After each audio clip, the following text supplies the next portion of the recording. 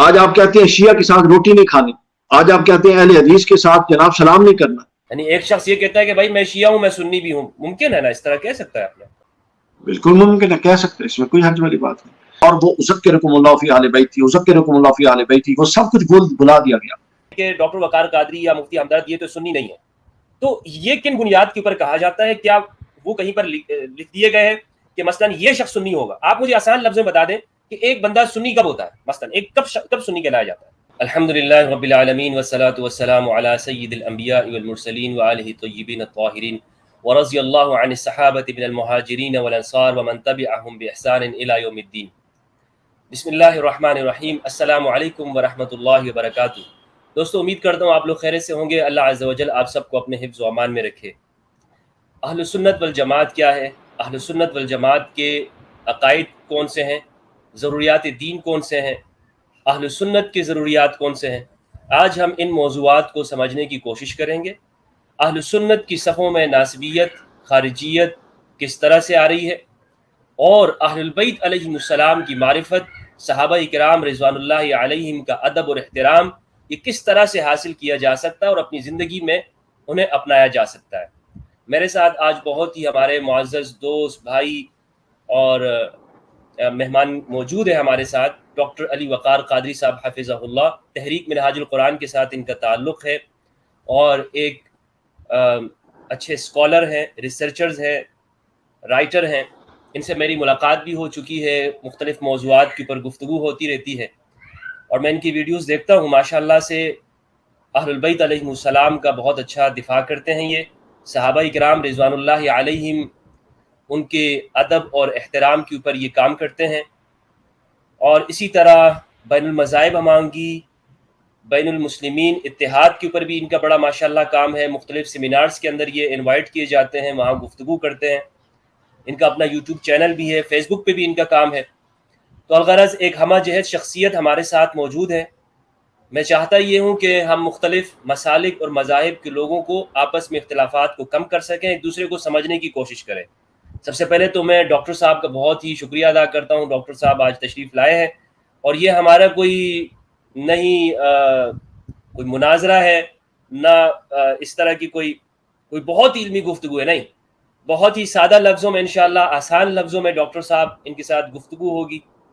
اور میں یہ چاہوں گا کہ ڈاکٹر صاحب اپنے انداز، مخصوص انداز کے اندر ان موضوعات کی پر رہنمائی کریں. سب سے پہلے ڈاکٹر صاحب آپ کو خوش آمدید کہتا ہوں میں. السلام علیکم ورحمۃ اللہ. وعلیکم السلام ورحمۃ اللہ وبرکاتہ. آپ کا بہت شکریہ. آپ کی بھی زیارت ہوتی رہتی ہے، آپ کو بھی سنتے رہتے ہیں، اور آپ جو متاہم ہیں، آپ کے اس جو آپ پر تہمت ہے اس سے بھی ہم بخوبی آشنا ہیں. اچھا ڈاکٹر صاحب، میں یہ سمجھنا چاہتا ہوں، اور بلکہ لوگ بھی یہ سمجھنا چاہتے ہیں کہ مختلف فرقے ہیں، اور کہا جاتا ہے کہ جی فتنوں کا زمانہ ہے، اس کو سنیں اس کو نہ سنیں.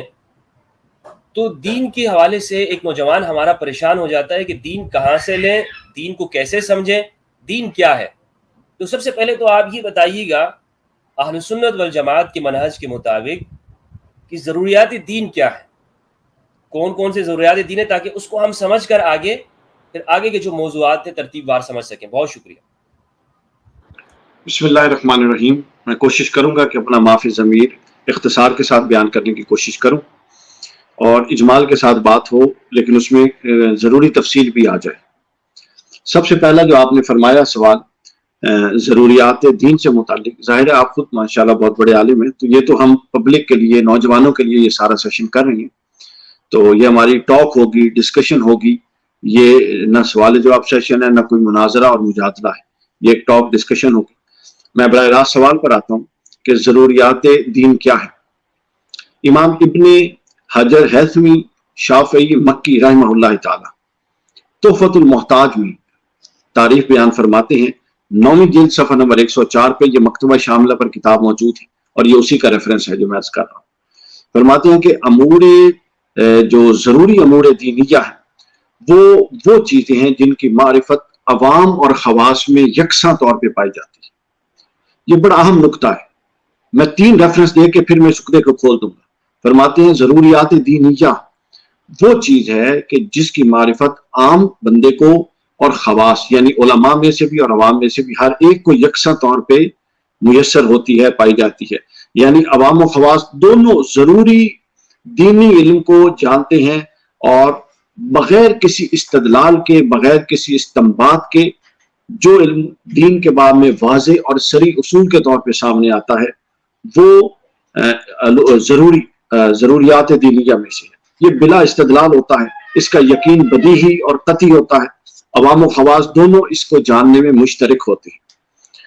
امام جلال الدین محلی شافعی رحمہ اللہ تعالی شرح جمع الجوامع میں بالکل یہی بیان کرتی ہیں کہ امور دینی وہ ہیں جو عوام اور خواص میں مشترک ہوتے ہیں. یہ شرح جمع الجوامع جلد 2 صفحہ نمبر 201 یہ بھی مکتبہ شاملہ پہ موجود ہے. ریفرنس میں اس لیے عرض کر رہا ہوں، کسی کو اختلاف ہو تو وہ دیکھ لے بات. تو فرماتے ہیں کہ جن میں عوام اور خواص کسی شک و شبہ کو قبول کیے بغیر یکساں طور پہ اس کو مانتے ہیں. آگے انہوں نے تھوڑی بات آگے بڑھائی، ایک قدم اور چلے کہ ضروریات دینیہ میں نماز، روزہ، فرضیت، زنا کی حرمت، شراب کی حرمت وغیرہ علی حاصل قیاس یہ چیزیں شامل ہیں. اور اگلے کہ انہوں نے اضافہ فرمایا کہ ضروریات دینیہ کا انکار، چونکہ ضروریات دینیہ بذریعے محمد رسول اللہ صلی اللہ علیہ وآلہ وسلم ہم تک پہنچے ہیں، تو لہذا ضروریات دینیہ کا انکار ملتزم ہے انکار رسالت مآب صلی اللہ علیہ وسلم کو. اس کے بعد تیسرا ریفرنس اعلیٰ حضرت، چونکہ ہم جس طبقے سے خاص طور پہ مخاطب ہیں ان کے لیے شاید کوئی اور اگر معتبر نہ بھی ہو تو حضرت سیدی اعلیٰ حضرت علیہ رحمہ معتبر ہیں. حضرت اعلیٰ حضرت علیہ رحمہ فرماتے ہیں فتاوی رضویہ جلد اول صفحہ نمبر 6 پر، یہ رضا اکیڈمی ممبئی نے چھاپا ہوا ہے. اعلیٰ حضرت نے بالکل یہی بات فرمائی کہ جو ضروریات دینیہ ہیں یہ وہ چیزیں ہوتی ہیں کہ یہ دین کی وہ تفسیر ہے جو دینی مسائل میں عوام اور خواص میں مشترک ہوتی ہے. اب سوال یہ پیدا ہوتا ہے کہ وہ کون سی چیز ہے کہ جس پر اول سے آخر تک تمام علماء، محدثین، فقہا اور متکلمین متفق ہیں کہ وہ دین کی ضروریات میں سے. اس کا ایک اجمالی تعارف ہے اور ایک مفصل تعارف ہے. اجمالی تعارف ہم میں سے ہر بندہ جانتا ہے اور مفصل تعارف ہم میں سے ہر بندہ جانتا ہے. اور وہ کیا ہے؟ آمنت باللہ وملائکتہ وکتبہ ورسلہ والیوم الآخر والقدر خیرہ وشرہ من اللہ تعالی والبعث بعد الموت. یہ ہے کل کا کل امور دینیہ کا ایک حصہ، ضروریات دینیہ کا ایک حصہ کہ اللہ پر ایمان لانا، ملائکہ پر ایمان لانا، کتابوں پر ایمان لانا، رسولوں پر ایمان لانا، یوم آخرت پر ایمان لانا، اچھی یا بری تقدیر اللہ کی طرف سے ہونے پر ایمان لانا، اور مرنے کے بعد جی اٹھنے پر یوم حساب پر ایمان لانا. یہ عقائد کے باب میں ضروریات دینیہ ہے. بس عقائد کے باب میں یہ ضروریات دینیہ ہے. علاوہ اس کے جو چیپٹر عقائد کے باب میں ضروریات دینیہ میں شامل ہوگا وہ اس سے مستنبت ہوگا، اس کے ذہن میں آئے گا. اصول اور قطعی چیز یہ ہے. اس کو پھر آمنت باللہ پھر آپ اجمالی طور پہ بھی بیان کر دیا جاتا ہے کما ہوا باسماء و صفات، واقعی آپ ساری باتوں سے واقف. دوسری بات، ضروریات دینیہ میں عملی چیزیں کون سی شامل ہیں؟ یہ ضروریات دینیہ کا اعتقادی باب تھا. ضروریات دینیہ کا عملی باب کیا ہے؟ اس کو ارکان اسلام کہتے ہیں. جن میں سے کسی ایک کا بھی آپ انکار کریں تو آپ دائرہ اسلام سے نکل جاتے ہیں، یعنی وہ مسلمان ہونے کی ضرورت ہے. جس طرح پچھلی میں نے 5-6 چیزیں بتائیں جو مسلمان ہونے کے لیے عقائد کے باب میں ضروری ہے، اور یہ مسلمان ہونے کے لیے عمل کے باب میں ضروری ہے. ان کا یا ان کا قطعی طور پہ کسی ایک کا انکار اسلام سے خارج کر سکتا ہے. اور ارکان اسلام 5 ہیں، آپ سب کو پتہ ہے. سب سے پہلے شہادت ہے، اللہ تعالیٰ کی شہادت، حضور نبی اکرم صلی اللہ علیہ وسلم کی شہادت، کلمہ توحید اور کلمہ شہادت، یہ پہلا رکن ہے اسلام کا. دوسری نماز ہے، تیسری زکوٰۃ ہے، 5 نمازیں فرض ہیں. پھر زکوٰۃ سال میں ایک دفعہ اس کا اپنا نصاب ہے، فرض ہے. روزے فرض ہیں اور حج فرض ہے، زندگی میں ایک دفعہ صاحب استطاعت پر. یہ وہ چیز ہے جو عوام، خواص. اچھا، اور جتنی میں نے حوالے پیش کیے، اعلیٰ حضرت کا حوالہ پیش کیا، ابن حجر مکی کا حوالہ پیش کیا، اور میں نے آپ کو امام جلال الدین محلی شافعی کا حوالہ پیش کیا. ان تینوں نے آگے جا کے جو ضروریات دینیہ پر آگے مفصلاً بات کی ہے وہ ضروریات دینیہ یہی. یعنی اب ہم خلاصہ ختم کرتے ہیں بات کو کہ ضروریات دینیہ کیا ہے. عقیدہ کے باب میں ارکان ایمان ضروریات دینیہ ہے، اور عمل کے باب میں ارکان اسلام ضروریات دینیہ ہے. اچھا ڈاکٹر صاحب، یہ تو جو آپ نے بتائی ہیں اس سے تو میں سمجھتا ہوں کہ بہت سارے پھر فرقوں کے سارے مسئلے ختم ہو جاتے ہیں. یہ جو فرقے ہیں اور فرقہ واریت ہے، وہ تو ان موضوعات کے اوپر ہے کہ جن کا آپ کی بتائی ہوئی اس تعریف کے ساتھ کوئی تعلق نہیں ہے. بالکل ایسے ہے، ساری تباہی یہی ہے. آپ نچلی تیسری چوتھی علمی درجہ کے ایک مسئلے کو اٹھاتے ہیں جو فروعات میں بھی علماء نے نہیں لیا، بلکہ فروعات کے بھی آگے پھر ذیلی فروعات میں لیا، اور اس کو اٹھا کے آپ اصولی اور ایک بنیادی اور اساسی مسئلہ بتا دیتے ہیں، اور اس کو ضروریات اہل سنت میں اور پھر ضروریات دینیہ میں بیان کر دیتے ہیں. بہت سارے ایسے مسائل ہیں، یہ سب خلط مبحث ہے. افضلیت شیخین کا مسئلہ، اس کے بعد کسی نے اپنا سمجھے عمل کے بعد میں رفع یدین کا مسئلہ، اور اس طرح آج کل جو جہالت ہے آپ دیکھ رہے ہوتے ہیں. ایک شخص اگلے دن میں دیکھ رہا تھا، وہ اپنے ہاتھ میں قرآن مجید پکڑ کے ہمارے اہل حدیث بھائی ہیں، وہ قسم اٹھا رہے تھے کہ حضور نے ایک بھی رکعت نماز بغیر رفع یدین کے نہیں پڑھی. بندہ پوچھے کہ تم حضور کے ساتھ تھے ساری عمر؟ اللہ کے بندو، یہ کتابوں کے اندر تواتر سے چیزیں ہیں، ثبوت کے دلائل سر پورے نہیں ہوتے. 4 چیزیں ہیں جو ثبوت کے دلائل جن سے مرتب ہوتے ہیں. سب سے پہلے ضروریات دین ہے، جو آپ نے فرمایا، جو آپ نے سوال کیا. یہ قرآن، حدیث متواتر اور قطعی اجماع جو قطعیت کا فائدہ دے، اپنے ثبوت میں بھی قطعی ہو، اپنی دلالت میں بھی قطعی ہو. صرف اس سے ضروریات دین ثابت ہوتی ہے. جو اپنے ثبوت میں قطعی ہو اور دلالت میں ظنی ہو، یا دلالت میں قطعی ہو اور ثبوت میں ظنی ہو، دونوں صورتوں میں ضروریات دینیہ اس سے اخذ نہیں ہوتی. اس سے پھر ضروریات اہل سنت کا اگلا چیپٹر کھلے گا. تو سب سے پہلی چیز ہے ضروریات دینیہ. یہ قرآن، حدیث متواتر جو نہ عقل کے خلاف ہے، نہ قرآن کے خلاف ہے، نہ اس پر کبھی کوئی دوسرا احتمال وارد ہوا، اور تیسرا اجماع قطعی.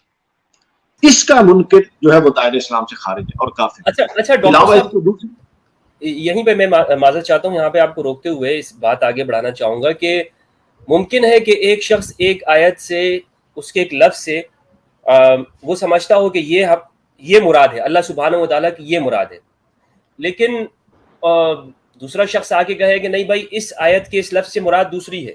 تو کیا اب اس اختلاف کی وجہ سے ہم یہ کہیں گے کہ اس آدمی نے قرآن کی آیت کا انکار کر دیا ہے؟ کیونکہ ہمارے ہاں یہ جو بسا اوقات جو بہت سارے فرقوں کے اختلاف ہیں، یہ تفسیری اختلاف بھی ہیں، تفسیری اقوال کی بنیاد کے اوپر، کہ اس قول سے مراد یہ ہے. کسی نے کہا کہ ایک امام نے کہا اس آیت کے سے مراد یہ بنتی ہے. تو اس کو کیسے سمجھیں گے ضروریات دین کے ساتھ؟ میں بتا دیتا ہوں، یہ بڑی زبردست بات آپ نے کی ہے. اس سے ہرگز کافر نہیں ہو سکتا کوئی. اب کفر کیا ہے؟ کفر ہے قرآن کا انکار، یا حدیث صحیح ثابت شدہ جو قرآن کی ماتحت اس کا پورا مفہوم اس کا واضح ہو، اس کا انکار، جو جناب رسالت امام صلی اللہ علیہ وسلم سے ثابت ہو، اس کا انکار. اس کے علاوہ کسی شے کا انکار کفر نہیں ہے. اب یہاں پر کیا ہو رہا ہے؟ یہاں پر جو قرآن کی آیت کا میں مفہوم سمجھ رہا ہوں، وہ میری پرسیپشن ہے، وہ میری دانش ہے، وہ میری دانست میں یہ مفہوم ہے. آپ تو میری پرسیپشن کا انکار کر رہے ہیں، آپ کیسے کافر ہو گے؟ اور میں آپ کی پرسیپشن کا انکار کر رہا ہوں. اس میں قرآن کا کفر اور قرآن کا اور آیت کے مضمون نفسی کا انکار کہاں پر آ گیا؟ ہم تو ایک دوسرے کی پرسیپشن پر فتوے لگاتے ہیں. یہی تو جہالت اور خلط مبحث ہے. ایک اب دیکھیے نا، پرسیپشنز یا تو آپ منع کر، آپ یا تو منع کر دیں کہ پرسیپشنز ہو ہی نہیں سکتی. یہ اختلاف، یہ تنوع، یہ پرسیپشن ہی تو ہے جس نے تفسیریں لکھی. تفاسیر کیا ہے مجھے بتائیے.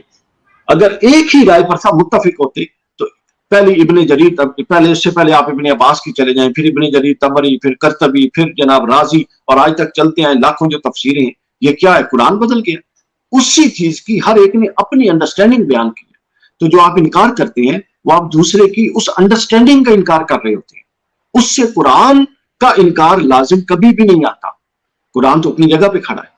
تو لہٰذا اس سے یہ بہت بڑی جہالت ہے، اور یہی فرقہ واریت کی اساس ہے کہ ہم اس کی بنیاد پر کسی کے ایمان اور کفر کا قول کر دیتے ہیں.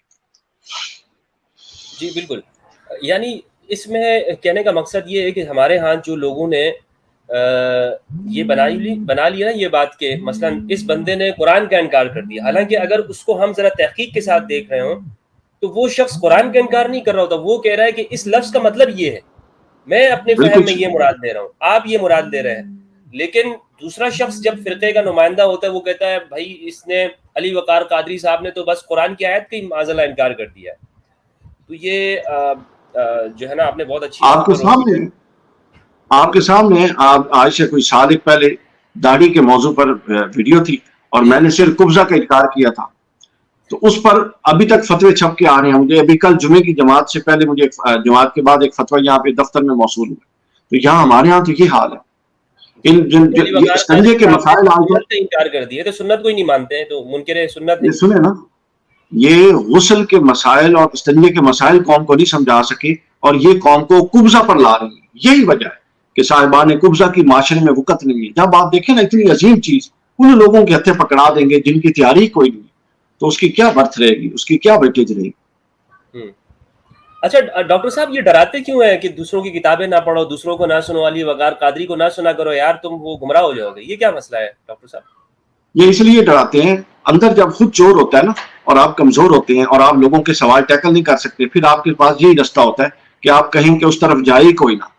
اور مزے کی بات یہ ہے، میں نہیں مان سکتا کہ اعلیٰ حضرت جیسا عظیم انسان اس طرح کی بات کرے، لیکن اعلیٰ حضرت کی کتابوں میں بھی ایسی باتیں آپ ڈال دی گئی ہیں کہ غیر مسلک کی کتاب پڑھنا بھی حرام، سننا بھی حرام. اور آپ کو ایک لطیفہ بھی سناؤ. کچھ عرصہ پہلے مجھے دعوت اسلامی کے ایک دوست تھے، وہ بڑے میرے نقاد ہیں، میرے خلاف بڑی ویڈیوز بناتے ہیں.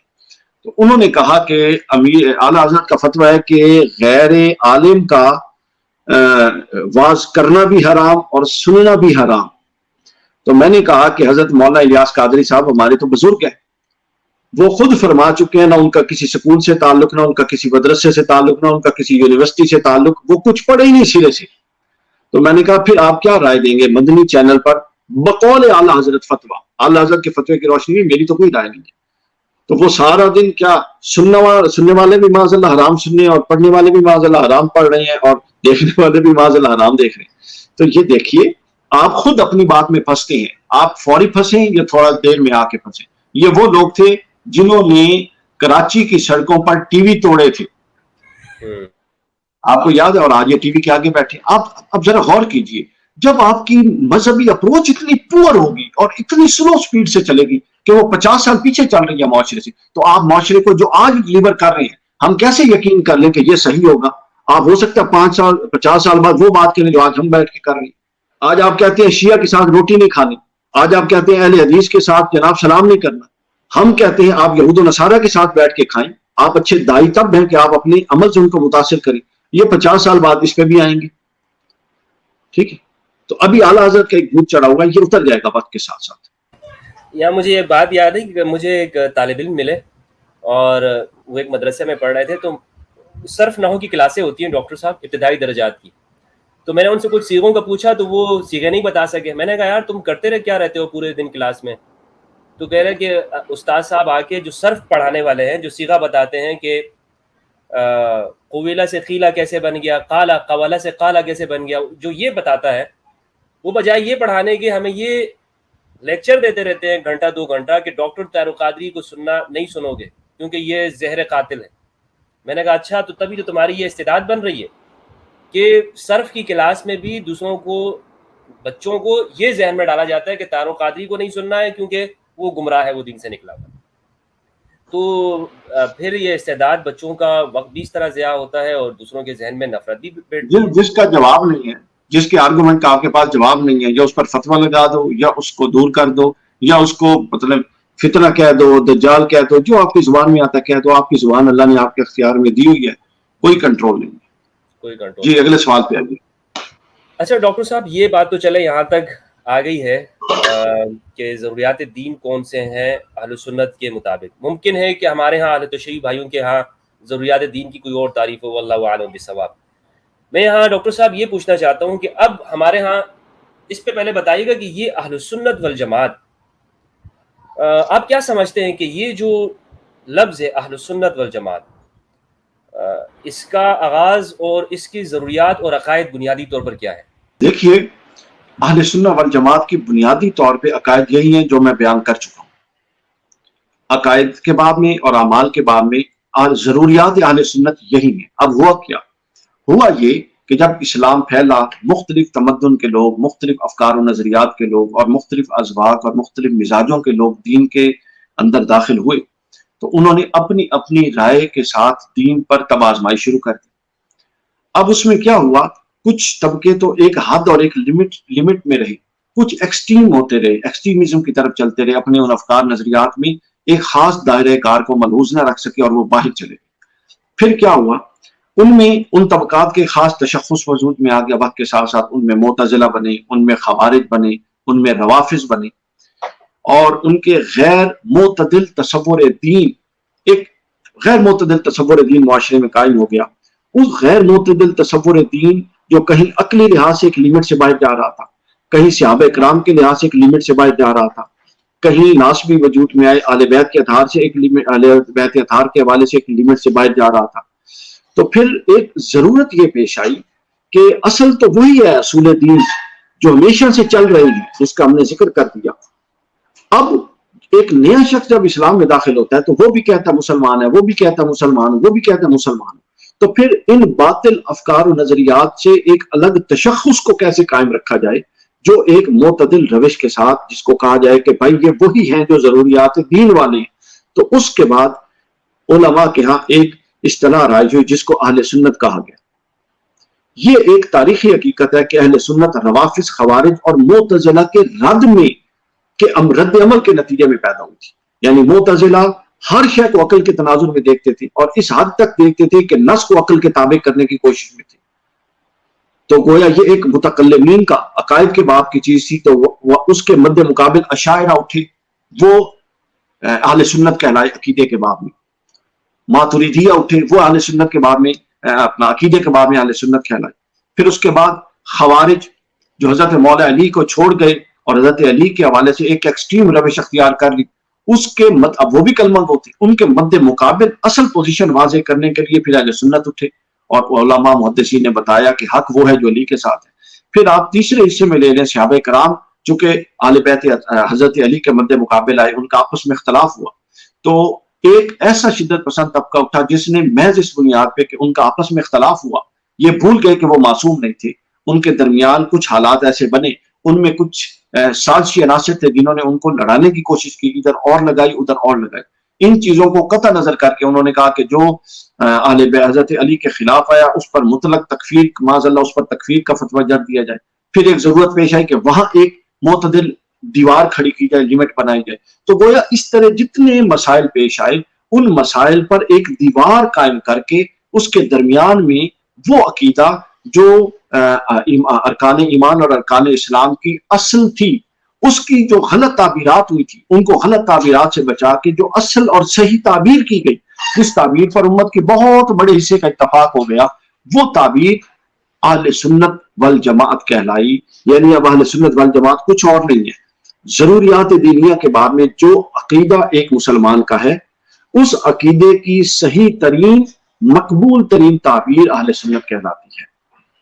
اسی لیے کوئی اور ایسی شے ضروریات اہل سنت میں داخل نہیں ہے، نہ کی جا سکتی ہے جو ضروریات دینیہ میں داخل نہیں ہے۔ امام بزدوی نے اس حوالے سے بڑی اہم بات کی، امام بزدوی اور اس کے علاوہ اور بھی بہت سارے محدثین ہیں، اعلیٰ حضرت نے بھی یہ بات لکھی کہ اصول ضروریات دین اور ضروریات اہل سنت میں عموم اور خصوص کا فرق ہے۔ ضروریات دین وہ ہیں جن میں ہر معاملے میں قطعیت پائی جاتی ہے، اور ضروریات اہل سنت وہ ہیں جن میں یک گونا شبہ پایا جاتا ہے، احتمال پایا جاتا ہے، ڈفرنس آف اوپینین کی گنجائش پائی جاتی ہے۔ یہی تو وجہ ہے کہ ڈفرنس آف اوپینین کی گنجائش کس حد تک پائی جاتی ہے، آپ اندازہ کیجئے، میں ابھی آپ فرض کرتا ہوں، اس حد تک پائی جاتی ہے کہ جب فکری منہج آیا اہل سنت کا تو وہ ایک نہیں بن سکا۔ یعنی آپ ڈائیورسٹی دیکھیے، فکری منہج تھا، ضروریات اہل سنت کو ڈیفائن کرنا تھا، تو وہ ایک پر اتفاق نہیں ہو سکا۔ ایک اشاعرہ کا مسلک بنا، اس کو بھی اہل سنت کہا گیا، پھر ایک ماتریدیہ کا بنا، اس کو بھی اہل سنت کہا گیا، پھر ایک حنابلہ کا، ایک تو فقہی حنابلہ، وہ نہیں، ایک حنابلہ کا اعتقادی مسلک ہے، اس کو بھی اہل سنت کہا گیا، اور ایک روایت پر اعتماد کا محدثین کا منہج، اس کو بھی اہل سنت کہا گیا۔ فقہ کے باب میں آئے، فقہ میں اہل سنت کیا ہے؟ اتنی ڈائیورسٹی، اتنی تنوع موجود ہے دین کے اندر کہ فقہ کے باب میں بھی ایک لائن پر، ایک تھاٹ پر اور ایک منہج پر اتفاق رائے نہیں ہو سکا۔ अहनाफ को भी अहले सुन्नत कहा गया, शवाफे को भी अहले सुन्नत कहा गया, हनाबला को भी अहले सुन्नत कहा गया, मालकिया को भी अहले सुन्नत कहा गया। फिर उसके बाद बात नहीं थी, हजूर ने जिस तरह हदीस जिब्राइल में फरमाया था कि मैं अल्लाह को देख रहा हूँ, ऐसे पढ़ो कि अल्लाह को देख रहे हो, और ऐसे अगर तुम नहीं देख रहे तो अल्लाह तुम्हें देख रहा है। तो इस बातनी तथहीर का मनहज भी कोई एक नहीं तय हो सका। इसमें एक मनहज आया जिसको कादरी कहा गया, उसको भी अहले सुन्नत में रखा गया। फिर चिश्ती दूसरा मनहज मुतारफ हुआ, उसको भी अहले सुन्नत में रखा गया। फिर सोहरवर्दी तीसरा मनहज मुतारफ हुआ, उसको भी अहले सुन्नत में रखा गया। नक्शबंदी, इस तरह और कई मनाहिज। अब मुझे एक बात बताइए, ये वो अहले सुन्नत की बाउंड्रीज हैं, इनमें एतमाल भी है, इनमें डिफरेंस ऑफ ओपिनियन भी है, और फिर इनमें आज अगर कोई तीसरी राय कायम करे जो कुरान, ये एक ज़ाब्ता तय हो गया। जरूरियात दीन कती है, मैं अर्ज कर रहा हूं, जरूरियात अहले सुन्नत के अंदर इज्तिहाद का दरवाजा खुला है, इज्तिहाद मौजूद है। अगर आपने मुझे मौका दिया तो मैं उस पर पूरे दलाइल दूंगा। लिहाजा अगर ये इतनी डाइवर्सिटी मौजूद है तो लिहाजा उन्हीं उसूल और ज़वाबित में रहकर अगर तमद्दुनी हालात के पेश नजर आपको कोई 4 के बाद 5वीं राय कायम करनी पड़ जाती है और वो कुरान और सुन्नत के बुनियादी मफहूम से नहीं टकराती, तो वो भी अहले सुन्नत ही के दायरे कार में फॉल करे। जी डॉक्टर साहब, आपकी इस तफसील से तो फिर ये मालूम होता है कि अगर ज़रूरियात अहले सुन्नत ये कोई कतई नहीं है, ज़न्नी है, तो फिर इसका मतलब है इसमें से बहुत सी चीज़ें निकाली भी जा सकती हैं और दाखिल भी की जा सकती हैं। ये तो कोई मनसूस मिनल्लाह चीज़ें नहीं हुई। नहीं, मैंने इस सेंस में नहीं कहा, दाखिल भी की जा सकती है, निकाली भी जा सकती है। चीजें वही हैं, उनसे मुताल्लिक जो तफसीलात हैं और उनकी जो ताबीरात हैं उनमें तनव्वु और इख्तलाफ की गुंजाइश है, ये मैंने कहा। अच्छा ठीक है, ये लेकिन जो आपने अकायद के बाब में जो चीज़ें बताई हैं ना, जो अहले सुन्नत से ताल्लुक़ रखती हैं, जिसमें आपने बताया कि अहले सुन्नत शुरू कैसे हुआ, क्योंकि फिर वो बहुत सारे फ़िरक़े और फिर अहले सुन्नत की जो फ़िक्र है वो एक रद्द अमल के तौर पे वजूद में आई है। डॉक्टर साहब, यहाँ पे मैं एक चीज़ ये भी पूछना चाहूँगा कि हम जब स्टडी करते हैं तो हमें ये शुरू के ज़माने में, यानी खैरुल कुरून के ज़माने में, हमें ये लफ्ज़ नज़र आता है शियान अली, और फिर बाद में हमें नज़र आता है शियान उस्मान, शियान मुआविया, ये लफ्ज़ भी हमें नज़र आता है।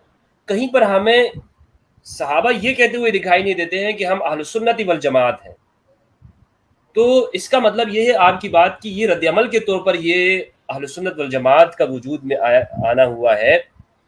पहले यही ग्रोह के माने में इस्तेमाल होता था, शियान के माने में या पार्टी के माने में ये लफ्ज़ बोला जाता था, क्योंकि उनके सामने खैरुल कुरून में तो बुनियादी अकायद वही थे कि जो आपने बता दिए।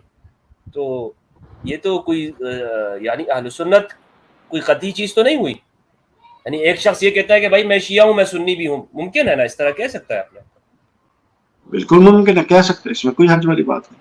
वो जो बुनियादी इस्तिलाहात थी ना जी, वो जो बुनियादी इस्तिलाहात जिसकी तरफ आपने इशारा फरमाया है, जो खास तौर पे शियान अली और फिर शियान मुआविया, ये ज्यादा बाद में मुतारफ हो गई इस्तिलाह, वो बुनियादी तौर पे एक सियासी इस्तिलाह थी। खिलाफत राशिदा के बाब में जब इख्तलाफ हुआ था, हजरत मौला अली के खिलाफ अमीर शाम का खुरूज का वाक़या जब पेश आया, उस नाहक खुरूज की बुनियाद पर 2 तबकात वजूद में आ गए। ये सियासी तबकात थे, इनमें मजहबी इख्तलाफात कोई नहीं थे। हाँ, इस हद तक जरूर था कि जो अहले शाम थे उन्होंने वो रिवायात और वो फजीलतें जो अहले बैत के हक में कुरान में आई थी और खुद जुबान जनाब रिसालत माफ से सादिर हुई थी, उनको पसे पुश डाल दिया था। लेकिन कोई कतई उनके अंदर कोई ऐसे इख्तलाफ या फिरके वाली बात नहीं थी, वो बुनियादी तौर पर सियासी फिरके थे। तो शियान अली और शियान मुआविया जो आगे चले, अब अगर आप उस सेंस में चलें, अब एक सेंस तो यह है कि शियान अली, हम भी शियान अली हैं, चूंकि अगर हम उस दौर में होते तो हजरत अली के साथ होते, तो हम इस दौर पे शियान अली हैं। दूसरा इल्जाम, अगर मोहब्बत अली में कोई बढ़ जाता है और उसको शिया कह देते हैं तो 100 दफा कह दें, उस सेंस में भी हम शियान अली हैं। हाँ, अगर ये खास जो फिक़ही मनहज है अहले तशय्युअ का, इसके मुताबिक कोई कहता है, तो यहां पर हम अपने आप को अलग करते हैं कि हम उस मनहज पर हैं जो हुजूर के बाद आले बैत और सहाबा कराम के साथ तसलसल से चल रहा है, और उम्मत की बड़ी अक्सरियत हमेशा इस पर कायम है, इसीलिए इसको सवाद आज़म। लेकिन डॉक्टर साहब, ये तो अगर आपने फर्क कर दिया कि हम इस यानी जो अहले तशय्युअ जिस फिक़्ह को लेके चलते हैं उसमें उस मानों में हम शिया नहीं है, ये बात तो ठीक है, लेकिन क्या आप नहीं समझते कि जिस मानों में सुन्नी लफ्ज़ बोला जाता है वो भी उस मानों में नहीं है जो पहले ज़माने में सैयदना अबू बकर रज़ी अल्लाह अन्हु, हज़रत उमर रज़ी अल्लाह अन्हु, हज़रत उस्मान या मौला कायनात इमाम अली अलैहिस्सलाम के ज़माने में सुन्नह का लफ्ज़ बोला जाता था? क्या आज जो सुन्नी का लफ्ज़ है ये उस माने में बोला जाता है? उस माने में बोला भी जाता, नहीं भी बोला जाता। देखिए, اصل چیز یہ ہے، میں نے اس لیے اپنی بات کا آغاز سنی اور شیعہ اور ان اصطلاحات سے نہیں کیا، ان اساسی چیزوں سے کیا جو سب کے ہاں متفقہ تھی، نام چاہے جس کا جو مرضی لیا جاتا تھا۔ صحیح ہے۔ یہ جو بنیادیں ہم نے ضروریات دینیہ کی ہیں اور بعد میں ضروریات اہل سنت کی ہیں، یہ شیعان علی میں پائی جاتی تھی، اور صحابہ کرام اور اہل بیت اطہار میں یہ چیزیں یکساں طور پہ چل رہی، ان میں کوئی اختلاف نہیں رہا۔ تو پھر ڈاکٹر صاحب، پھر ہمارے ہاں جو پاکستان کی میں بات کروں تو پھر یہاں پہ دیوبندی بریلوی جو اختلاف ہے، یہ سنی اختلاف ہے یا اسلام کا اختلاف ہے؟ یہ کون سا اختلاف ہے؟ شیعہ کی میں یہ تو بات نہ نہیں سنی اختلاف ہے، یہ تو نہ سنی اختلاف ہے نہ اسلام کے اختلاف ہے، میں تو اس کو مانتا ہوں دو ذہنوں کے اختلاف ہے۔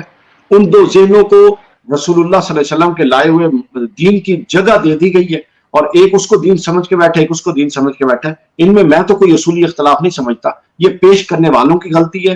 اس طرح کے اختلاف اس سے پہلے بھی ہوئے محدثین علماء میں، اور اس کے بعد بھی ہو رہی ہیں۔ بس اب ایک ایسی امت پر ایک سمجھنے کے زوال کا دور آنا تھا کہ اس سمندر کو چھوٹی چھوٹی نہروں اور پھر چھوٹی چھوٹی نالیوں کے اندر تقسیم کر دیا گیا۔ اب اگر کوئی کہے کہ بریلوی اصل اسلام ہے، تو بھائی مغرب میں تو بریلوی لفظ سے بھی واقف کوئی نہیں ہے، پھر وہ کیا اہل سنت یا مسلمان نہیں ہے؟ اگر دیوبندی اصل اسلام ہے تو اس سے تو لفظ سے ہی دنیا واقف نہیں ہے۔ تو یہ بہت بڑا ظلم ہوا، بہت بڑا ظلم ہوا۔ یعنی صحیح معنوں میں، حقیقی معنوں میں آپ کو ایک بات بتاؤں، بنو امیہ کی جنگوں کے بعد اہل بیت کے خلاف جو جنگ ہوئی اور اہل بیت کے خلاف جو بنو امیہ کا قیام تھا، جس سے امت دو فرقوں میں بٹی اور باقاعدہ اہل سنت اور اہل تشیع دو طبقات وجود میں آئے، اور ان طبقات میں پھر اعتقادی چیزیں، اعتقادی اختلاف کی خلیج پڑی، وہ چل رہی تھی اور وہ 1000 سال تک چلتی رہی۔ اس 1000 سال بعد پھر ان دو طبقوں میں سے ایک طبقے کو مزید خلیج کا باعث بننے کا جو باعث ہے وہ یہ دیوبندی اور بریلوی، یہ دو مدارس بنے۔ آپ یہ دیکھیں کہ 1000 سال پہلے کتنا نقصان ہوا تھا، اس کے بعد 1200 سال بعد پھر یہ نقصان ہوا۔ اب میں اس بات کو نہیں زیر بحث لا رہا کہ دیوبندی مکتب فکر کے عقائد درست ہیں، یہ بریلوی مکتب فکر کے درست ہیں۔ قطع نظر اس کے اسلام کے اجتماعی تشخص کو خلافت راشدہ کے خلاف خروج نے نقصان پہنچایا، اور اس کے بعد بڑے طبقے میں امت میں ان دو بریلوی اور دیوبندی اس تقسیم نے نقصان پہنچایا۔ میں تو اس تقسیم کو نہیں مانتا، یہ تو کوئی اس کی حیثیت ہی نہیں۔ یہ اس طرح آپ کی اپنی تعبیر ہو، میری اپنی تعبیر ہو، آپ کے مرنے کے بعد آپ کے ان تعبیرات پر آپ اگر اہل سنت کے بنیادی عقائد، یا جس کو عام طور پہ بریلوی کے عقائد کہتے ہیں، اس سے 4 چیزوں میں اختلاف رکھی، اور آپ کے مرنے کے بعد اس کو ایک پورا مکتب فکر بنا لیا جائے اور آپ کے فرشتوں کو ہی نہ پتہ ہو، میں تو یہ یقین رکھتا ہوں کہ اعلیٰ حضرت کی روح تو ترقی ہوگی اس سے کہ پورے کے پورے منہج رسول اور منہج صحابہ اور اہل بیت کو اٹھا کے ایک چھوٹا سے چھوٹا طبقہ بنا دیا گیا، اور مسجدوں پہ لکھ دیا گیا یہاں پر غیر بریلوی داخل نہیں ہو سکتا، غیر دیوبندی داخل نہیں ہو سکتا، حنفی بریلوی آگے پھر آگے لے جائیں، حنفی بریلوی اطاری زیائی مرکبی فلاں جمکا، یہ کیا تماشا ہے؟ یہ کیا یہ وہ دین ہے؟ یہ وہ دین ہے؟ مطلب حیرت ہے، یہ وہ دین ہے جو قیامت تک کے لیے آپ کو ضمانت فراہم کرتا ہے یار، جس میں آپ داڑھی کے بالوں پر کسی کو بال اوپر نیچے ہو جائیں تو آپ اس کو گنجائش نہیں دیتے، اس کا لباس تھوڑا اوپر نیچے ہو جائے آپ اس کو گنجائش نہیں دیتے، اور دوسری طرف آپ یہ کلیم کرتے ہیں کہ یہ قیامت تک کے لیے دین ہے، یا آپ جھوٹے ہیں یا آپ کا یہ والا دین جھوٹا ہے۔ ایسا دین قیامت تک کے لیے نہیں ہو سکتا۔ قیامت تک کے لیے وہ دین ہوگا جس کے اندر لبرلزم ہوگا، جس کے اندر گنجائش ہوگی، جس کے اندر ڈفرنس آف اوپینین ہوگا۔ ہزاروں تہذیبیں آئی ہیں رسول اللہ کے بعد، اسلام نے ان کو اپنے دامن میں جگہ دی، ابھی ہزاروں تہذیبوں نے آنا ہے، ہزاروں تمدن نے آنا ہے۔ آپ نے یوں ٹائٹ پیچ کر دی ہر شے کے، یوں ٹائٹ پیچوں کے ساتھ کام نہیں چلے گا۔ اس لبرلزم سے مراد آپ کا یہی ہے غالباً رحمانیت، رسول اللہ صلی اللہ علیہ وسلم کی رحمت کی وسعت، وہی مراد ہے آپ کی؟ ابھی لبرلزم میں نے اس لیے ٹرم استعمال کی کہ ابھی اس کے ابھی کچھ عرصے بعد میری ایک سیریز شروع ہونے والی ہے ادب الاختلاف پر، اس میں وہ بتاؤں گا کہ صحابہ کے اختلافات کو آپ پیٹتے ہیں، وہ تو تھے ہی صحیح، صحابہ کے رسول اللہ سے اختلافات، پھر رسول اللہ صلی اللہ علیہ وسلم نے بعض معاملات میں صحابہ کو سمجھا دیا، انہوں نے رجوع کر لیا، بعض معاملات میں نہیں سمجھایا، وہ خاموش رہے، بعض معاملات میں سمجھایا، اس کے باوجود صحابی اپنی رائے پر قائم رہا، رسول اللہ اپنی رائے پر قائم رہے، اور بعض معاملات میں صحابی نے اختلاف کیا، رسول اللہ نے اپنی رائے واپس لے لی اور ان کی رائے مان لی۔ یہ وہ لبرل اور آزادی کا ماحول تھا جس میں جماعت صحابہ گرو اپ ہوئی تھی، براٹ اپ ہوئی تھی، اوپر چڑھی تھی، جس کی شعوری سطح اوپر بڑھی تھی، اور ہم نے ایسا کام کر دیا، ہر شے گستاخی، ہر شے گستاخی، یعنی تحقیق اور گستاخی کو تقدیس کو اکٹھا جوڑ کے رکھ دیا۔ اس لیے یہاں تنگ نظر لوگ پیدا ہو رہے ہیں، اس لیے یہاں فرقہ پرست لوگ پیدا ہو رہے ہیں، اس لیے یہاں پر آؤٹ آف دا باکس کوئی سوچتا نہیں ہے جا کے۔ یہ وہ معاملات ہیں جن کو تباہ کر یہ جو آپ نے نبی صلی اللہ علیہ وآلہ وسلم نے صحابہ کے اختلاف کا بات کی، اس میں بھی میں اس پہ تھوڑی وضاحت چاہوں گا، کیونکہ رسول اللہ صلی اللہ علیہ وآلہ وسلم سے اختلاف تو قرآن نے منع کیا ہے کہ حضور سے اختلاف نہیں کر سکتے، کہ جب اللہ اور اس کے رسول کا فیصلہ آ جائے تو پھر تمہارے لیے کوئی اختیار نہیں، قرآن کی آیت ہے۔ تو وہ جو غالباً آپ جس حوالے سے بات کر رہے ہیں وہ دنیاوی معاملات کے لیے، جس میں حضور نے فرمایا انتم اعلم بامور دنیا کو، میں بتاتا ہوں، کیونکہ دین کے معاملات میں یہی تو اس کی بنیادی غلط حضور سے فہمی، اختلاف نہیں کرتے۔ جی جی میں عرض کر دیتا ہوں، یہی تو بنیادی غلط فہمی ہے اس معاملے میں جو سمجھانی ہے۔ دیکھیے، قرآن مجید نے صحابہ کرام کا آپس کے اختلاف بھی بیان کیا، مسلمانوں کا آپس کے اختلاف بیان کیا، اس کے لیے لفظ تنازعوا کا آیا، اور جب مسلمانوں کے غیر مسلمانوں سے اختلاف بیان کیے وہاں اختلاف کا لفظ آیا۔ تو قرآن اختلاف سے مراد لیتا ہے جہاں حق و باطل ٹکرا رہی، جہاں حق اور باطل کے ٹکراؤ اور بدنیتی اور مقابلے کی بالکل نیت ہی نہیں پائی جاتی، تو وہ صحابہ کرام کا ہوا۔ جو رسول اللہ کا اختلاف، رسول اللہ سے اختلاف منع کیا گیا، وہ اختلاف ہے کہ رسول اللہ کی حق بات کے مد مقابل اپنی حق بات نہ پیش کی، نہیں تو ایسے بیسیوں مقامات آئے۔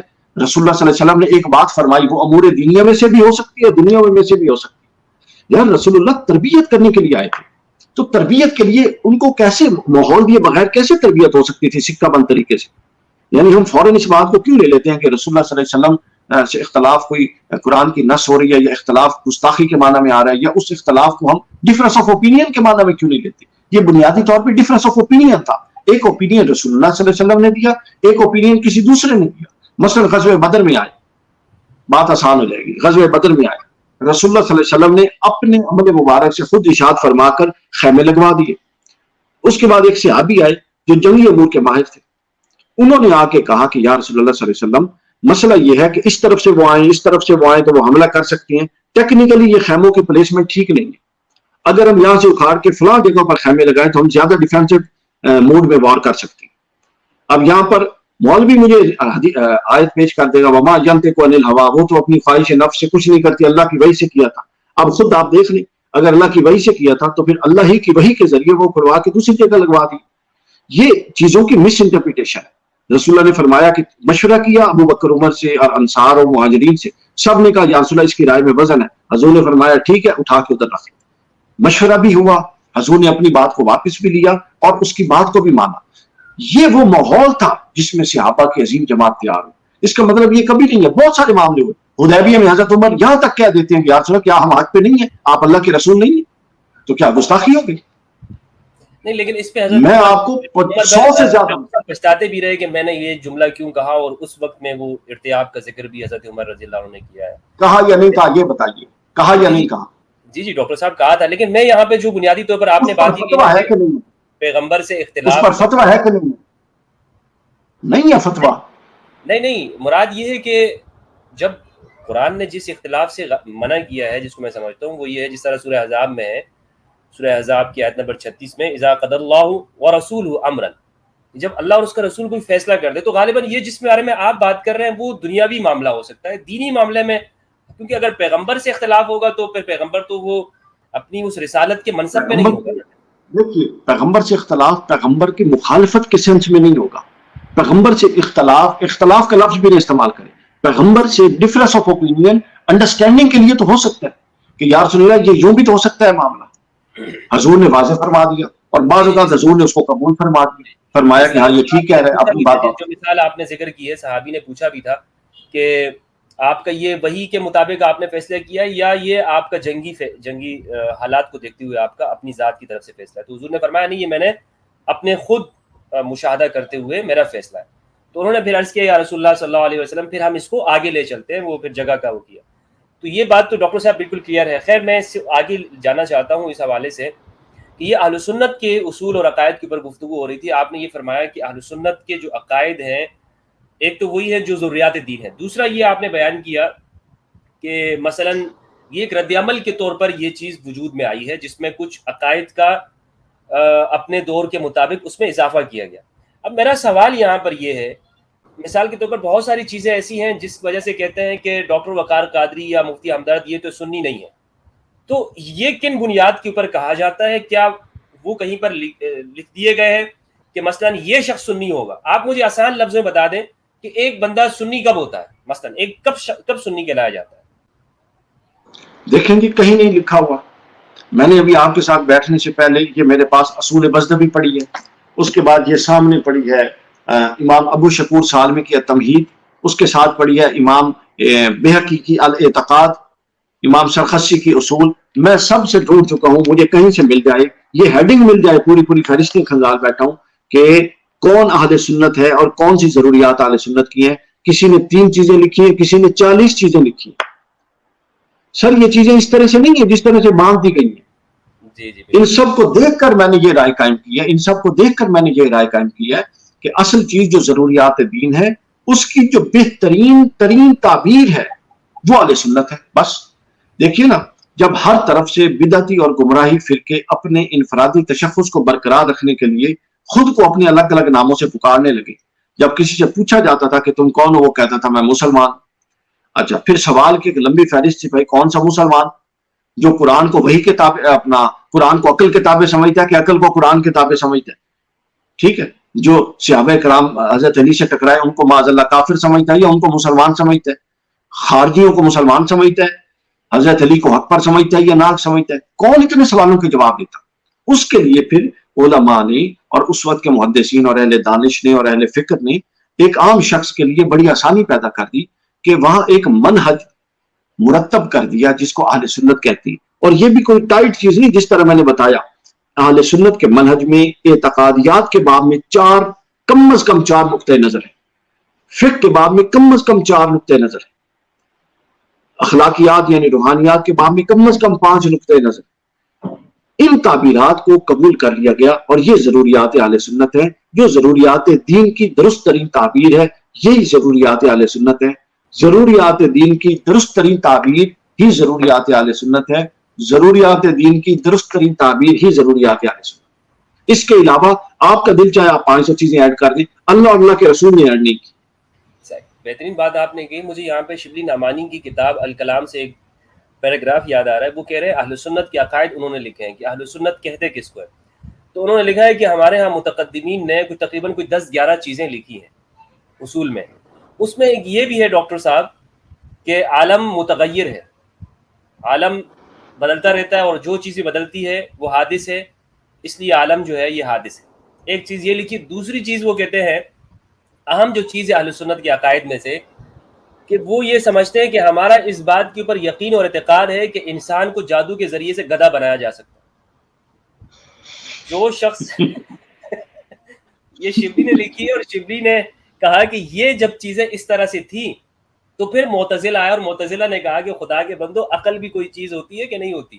جادو سے حقیقت نہیں بدلتی ہے، جادو سے سامنے کی صرف اس کی انسان کی نظر میں چیز بدل جاتی ہے. تو بہرحال یہ اس طرح کی مثلاً اب ڈاکٹر وقار قادری صاحب کا دل کرے وہ کہے کہ میری تعبیر کے نزدیک تو یہ بندہ سنی ہے تو وہ ایک چیز کا اضافہ کر دے کہ مثلا میں آپ کے اس پوائنٹ کی وضاحت کرتا ہوں، اس پوائنٹ کی وضاحت.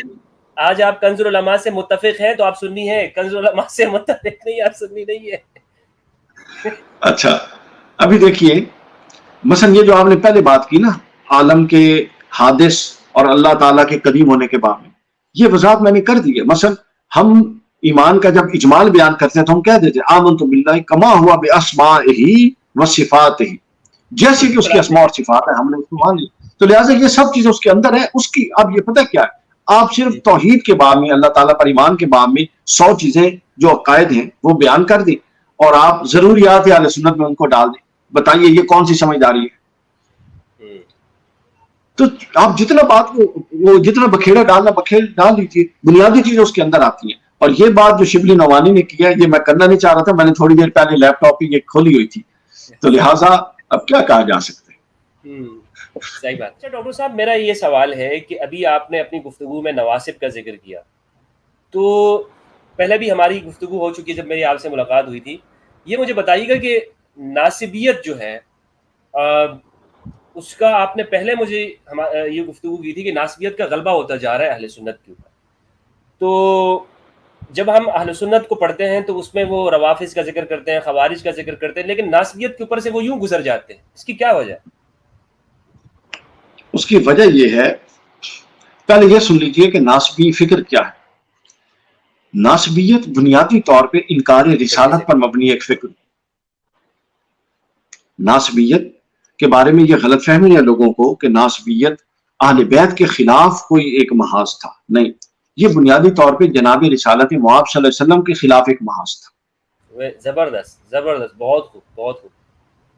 جب رسول اللہ صلی اللہ علیہ وسلم مکی دور تک تھے وہ محاذ کھل کے ڈٹ کے انہوں نے لڑا۔ آپ سمجھ رہے ہیں میری ساری بات؟ جب رسول اللہ صلی اللہ علیہ وسلم مدینہ پاک تشریف لے کر آ گئے اور اسٹیٹ کے سربراہ بن گئے، ایک اسٹیٹ کے سربراہ بن گئے رسول اللہ صلی اللہ علیہ وسلم، اس وقت پھر ناسبیت جو تھی وہ پوری قوت سے اس طرح سے سامنے نہیں آ سکتی تھی۔ پھر ناسبیت کو ایک اور دروازہ چاہیے تھا۔ پھر تھوڑا عرصہ ناسبیت سو گئی، پھر ناسبیت نے سیدنا ابو بکر اور سیدنا عمر رضی اللہ عنہما کا دور سو کر دیا اور سیدنا عثمان کا آدھا دور سو کر گزارا۔ پھر ناسبیت جاگ گئی۔ اب ناسبیت کو ٹکراؤ تھا یا رسول سے یا رسول کے خون سے۔ اب رسول اللہ صلی اللہ علیہ وسلم کی حیات ظاہری میں براہ راست ٹکرا نہیں سکتے تھے، وہ رسالت سے ٹکرانا ہو جاتا۔ ناسبیت سمجھدار عنصر کا نام ہے، وہ سمجھ گئی کہ مسلمان کو رسول کے بارے میں تو تذبذب میں نہیں ڈال سکتے ہو، خون رسول کے بارے میں آرام سے ڈال سکتے ہو، یہ یوں چٹکیوں میں آ جاتی ہے ہر غلط تعبیر، اور اس میں ڈالا گیا، اور وہ اذکرکم اللہ فی اہل بیتی، اذکرکم اللہ فی اہل بیتی، وہ سب کچھ بھلا دیا گیا۔ آخری خطبے رسول اللہ کے بلا دیے گئے کہ رسول اللہ فرماتے تھے، رسول اللہ کوئی خوف تھا کس کی بنیاد پر فرماتے تھے کہ میری اہل بیت کے ساتھ ان کے بارے میں اللہ کا خوف رکھنا۔ فرماتے تھے قرآن اور اہل بیت دو ہی چیزیں رسول اللہ چھوڑ کے گئے ہیں، میرے رسول نے میرا گریبان قیامت کے دن پکڑنا ہے دو چیزوں پر، ایک قرآن کے معاملے میں، ایک اہل بیت کے معاملے میں۔ اور میرا اپنا یہ یقین ہے، کوئی اور اختلاف کر سکتا ہے، قرآن تو ظاہر اللہ کی کتاب تھی۔ تو مخالفتیں ہمدرد صاحب اصولی طور پہ دو مخالفتیں ہیں جن سے آپ ٹکرائیں گے تو آپ حرام کریں گے، آپ کفر کریں گے، ایک اللہ اور ایک رسول۔ اب رسول سے براہ راست تو ٹکرایا نہیں جا سکتا تھا، تو لہٰذا رسول کی آڑ میں رسول کی اولاد سے ٹکرانے کی ایک روش اس کو پروان چڑھایا گیا۔ تو ناسبیت کی ابتدا رسول اللہ کی مخالفت تھی، اور ناسبیت کا کمال آل رسول کی مخالفت تھی۔ اور وہ کیا ہوئی، اور پیچھے سے کیا تھا، ایک خاص ذہن تھا، سرداری والا ذہن، جس کا اظہار یزید کے شعروں سے ہوتا ہے کہ بنو امیہ، وہ کہتا بنو ہاشم پر کوئی وحی نہیں نازل ہوئی، یہ انہوں نے ہم سے اقتدار لینے کے لیے معاذ اللہ ڈھونگ رچایا۔ یہ فکر اس کے ذہن میں تھی تو اس نے یہ خباثت والا جملہ کہا تھا۔ تو لہٰذا یہ حکمرانی کا سارا معاملہ تھا۔ اب کیا ہوا کہ پہلے تو حضرت سیدنا عمر جیسے لوگ ویسے ہی اعصابی طور پہ مضبوط تھے اور کھینچ کے رکھتے تھے سب کو۔ دوسرا یہ بھی ان کو خطرہ نہیں تھا جو ناسبی عناصر تھے کہ اہل بیت کے پاس جا رہی، چونکہ وہ اہل بیت میں سے نہیں تھے حضرت عمر، حکومت تو اہل بیت کے پاس جانی اصل میں تکلیف کب آئی تھی، وہ جیسے حضرت علی کے پاس حکومت آئی، حضرت علی خلیفہ بنے تو ناسبیت نے پورے قوت کے ساتھ سر اٹھایا۔ اور ناسبیت کو چھوڑیے، اس کے اندر کیا جھوٹ ہے، اس کے اندر کیا فریب ہے، اس کے اندر کیا بےایمانی ہے۔ جب صفین کے دوران اذان ہوتی تھی تو اہل شام کے لوگ کہتے تھے علی نماز بھی پڑھتا ہے، ادھر سے اذان کی آواز آ رہی ہے۔ اہل بیت کے بارے میں یہ بدگمانی ہے۔ وہ کیا شعر ہے جی اعلیٰ حضرت کے بھائی کا کہ اہل بیت پاک سے بے باکیاں، اہل بیت پاک سے ناچاکیاں بے باکیاں، لعنت اللہ علیکم دشمنان اہل بیت۔ یہ کچھ اہل بیت کے بارے میں کیا گیا۔ امام حسن دوسرے بندے تھے اہل بیت میں سے، ان کو بدنام کیا کیا گیا، ان کے 300 نکاح مشہور کر دیے گئے۔ بھائی ان کو تو عورتوں سے فرصت نہیں ہے۔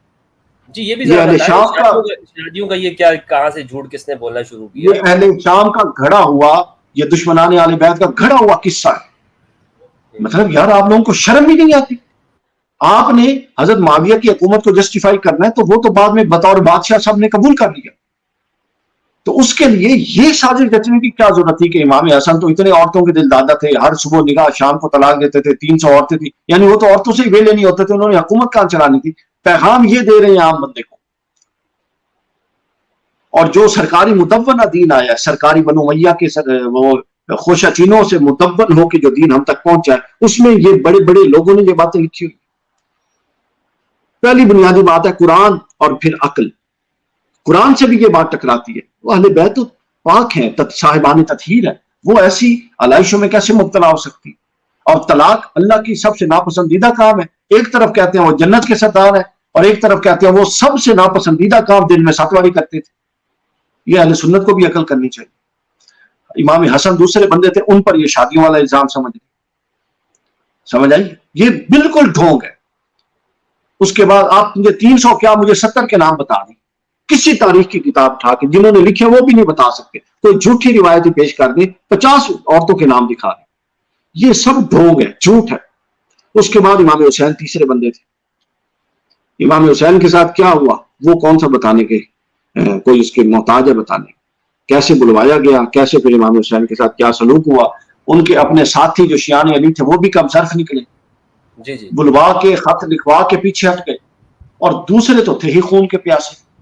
ان کے لیے یہ بہترین موقع تھا کہ آل رسول کو یہاں پہ ہمیشہ کے لیے ختم کر دیا جائے, اور قیامت کے دن ان مسلمانوں کا گریبان رسول اللہ کے ہاتھ میں ہوگا جو نماز تو پڑھتے تھے, ادھر لشکر یزید میں بیٹھ کے نماز پڑھتے تھے اور کہتے تھے کہ اللہم صلی علی محمد وعلی آل محمد, یعنی وہ تھوڑے فاصلے پہ بیٹھ کے کہہ رہے تھے ہم اللہ اے محمد آپ پر درود بھیجتے ہیں, اے علی آپ پر بھیجتے ہیں, حسن آپ پر بھیجتے ہیں, اور اے حسین جو پیچھے کھڑا ہے اور ہم نے کل تجھے قتل کر دینا تجھ پر درود بھیجتے ہیں. یہ تو ان کے عقل کا حال تھا. اچھا ڈاکٹر صاحب, یہ امام حسن علیہ السلام ہمیں صفین میں مولا علی کے ساتھ نظر آتے ہیں, جنگ کر رہے ہیں, کمانڈر ہیں لشکر کے. امام حسین علیہ السلام بھی صفین میں ہیں. تو بعد میں جا کر امام حسن علیہ السلام نے شامیوں کے ساتھ صلح کر لی ہے. تو اب اس میں یہ ایک سوال یہ کیا جاتا ہے, بولتے ہیں کہ بھائی یہ دیکھو کہ وہاں پر جب امام حسن علیہ السلام نے صلح کر لی ہے, اور تو اب تمہیں کیا ضرورت ہے کہ تم اس موضوع کے اوپر گفتگو کر رہے ہو اور اس پہ بات کر رہے ہو. جبکہ امام حسن علیہ السلام کے اس کردار کو نہیں دیکھا جاتا کہ علی کے زمانے میں امام حسن نے ان کے مخالف جنگ کی ہے. اس کو تو آپ کس طرح سے بیان کریں گے کہ امام حسن علیہ السلام کی جو صلح ہے آپ کی نگاہ میں یہ کیا حیثیت رکھتی ہے؟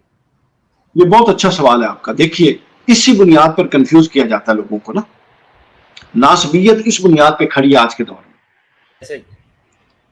اچھا مجھے ایک بات بتائیے, ہم نے جتنی دفعہ ذکر کیا نا, ہم نے حضرت معاویہ کا آپ کے سامنے ایسے ہی ان کے بارے میں ہم لان تان کرنے کو ناجائز سمجھتی ہیں. نہیں بالکل لان تان کسی پہ ڈاکٹر صاحب نہیں ہونا چاہیے. کسی ہم ان کے بارے میں ابو جہل کے بارے پر بھی جو ہے نا وہ اس طرح کی وہ گالیاں نہیں کرتے, اور ویسے کہہ رہا ہوں اس کے بعد کوئی ان کی تکفیر بھی نہیں کرتا.